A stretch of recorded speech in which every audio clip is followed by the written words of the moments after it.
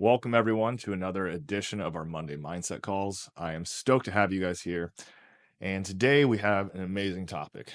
I actually told my wife, I said, this is my favorite video to date because the topic is so personal to me. And it's a topic that really changed my life. And I want to share that with you guys because it's been such a central theme to my life for about the last 15 years or so. And today's topic is going to be it's going to be a story, actually. I'm going to share with you a book I read and my takeaways from it and how we can apply that. And the book is Thus Spoke Zarathustra by Friedrich Nietzsche. And I read this when I was about 21 or 22 years old. And I read this at an interesting time in my life.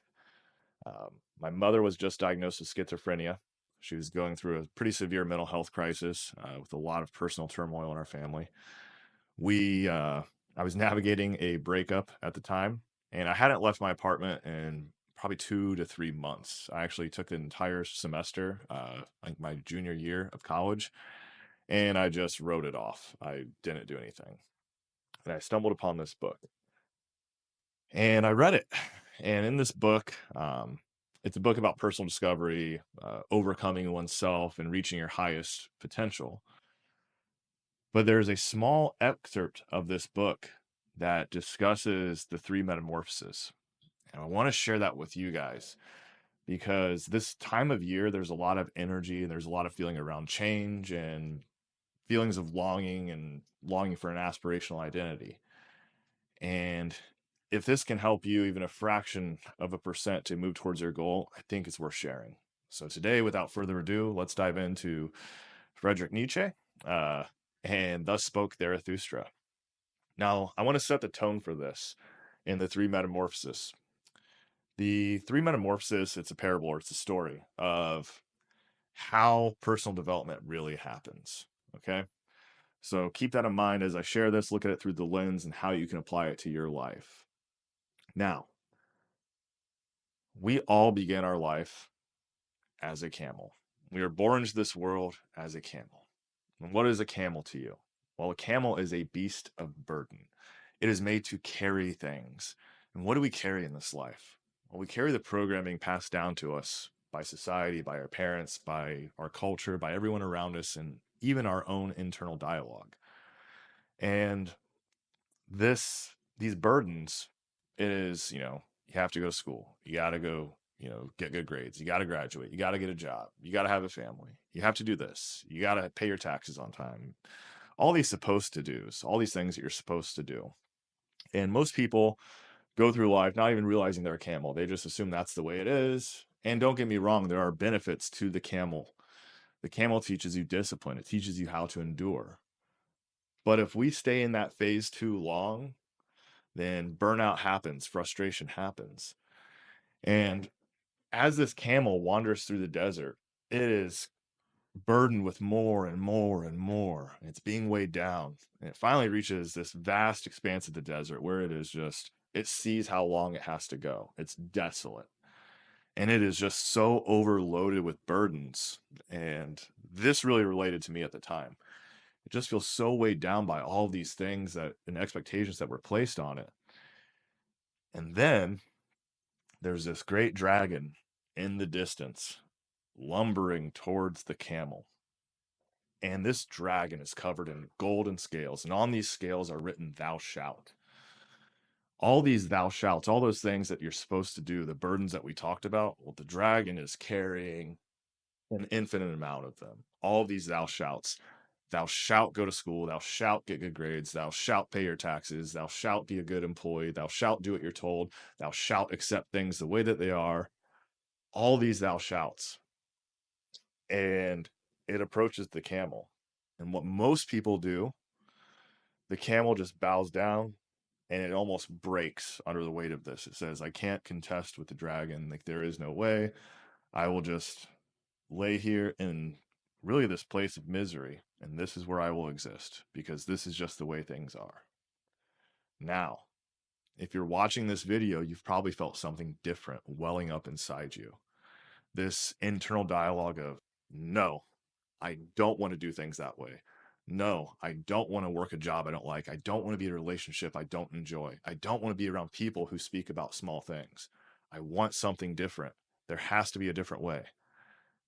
And you might even manifest these things in forms like procrastination. You might avoid doing things that you don't like doing. It's usually a sign that we have something welling up inside us, this resistance. And this is a necessary thing for us to reach that next stage. And that stage is the lion.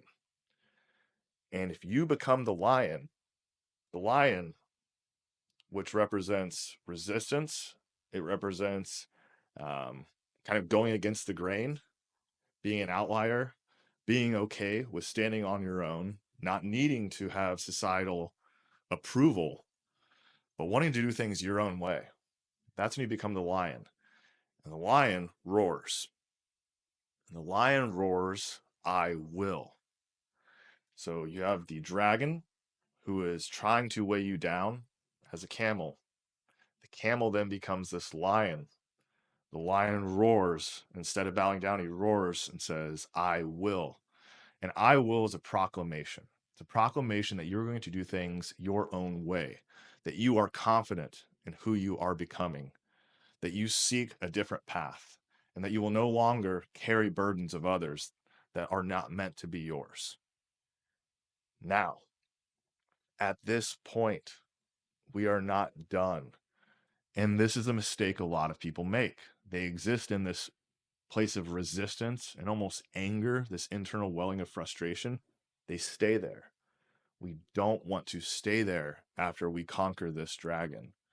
The final phase of this process is entering a stage of childlike wonder again. You become the child where, and what does a child believe? A child believes everything is possible. If you've ever hung around kids, like young kids, or you have some, like anything is possible to them. Make believe is like the most fun thing ever because they can do and be anything. And you can begin to view the world through that creative lens again. You're a creator. You have the creative mind of a child again. All things are potential. All things are possible. You become self-propelled at this point, and life becomes exciting again. And you never feel a sense of scarcity. You feel you always have enough. That is what the childlike state represents. Now, what I would ask you to do is evaluate, where am I on this continuum right now? What feelings come up for me? Do I feel like maybe I'm the camel and I'm carrying some things that I no longer need to carry? Do I feel some internal resistance like the lion and I want to change those things? If you're watching this video, I guarantee you've been a camel before and you might be on the cusp of being that lion. We want to get to that childlike state. And you can exist in all of these simultaneously. You might have an area of your life professionally, for example, where you feel like a camel, but you might have the personal side where you feel like you are a childlike sense of wonder. The thing is that we try to drive all of these in the proper direction. And I want you guys to sit down and really think about this, really audit where you're at in these different areas of your life. And I like to go through a lens of what I call the five freedoms. So, freedom of health, freedom of time, freedom of money, freedom of purpose, freedom of relationships, and kind of audit, am I camel? Am I lion? Am I child? And I also want you guys to think of, what's your dragon right now? What are the thou shouts in your life that have been, you know, causing you to bow down as the camel? And maybe it's time to let those things go. And maybe it's time to say, I will, and declare who you are actually supposed to be. I hope this video helps you guys. Again, this is a topic I can go down a rabbit hole on, but it's been such a transformative belief. I mean, I used to have it written on the gym wall, slay dragons, and I actually stopped saying it because people didn't really understand what it meant. They thought it was kill the dragon, get the gold. It's much deeper than that. It's relinquishing and letting go of all the dogma and shedding everything that you're not to become who you were made to be. That is what it means to slay the great dragon. I hope this video was helpful. If you have any questions or would like to discuss it further, shoot me a message. As always, let's all win. Let's have a great week and year. See you guys.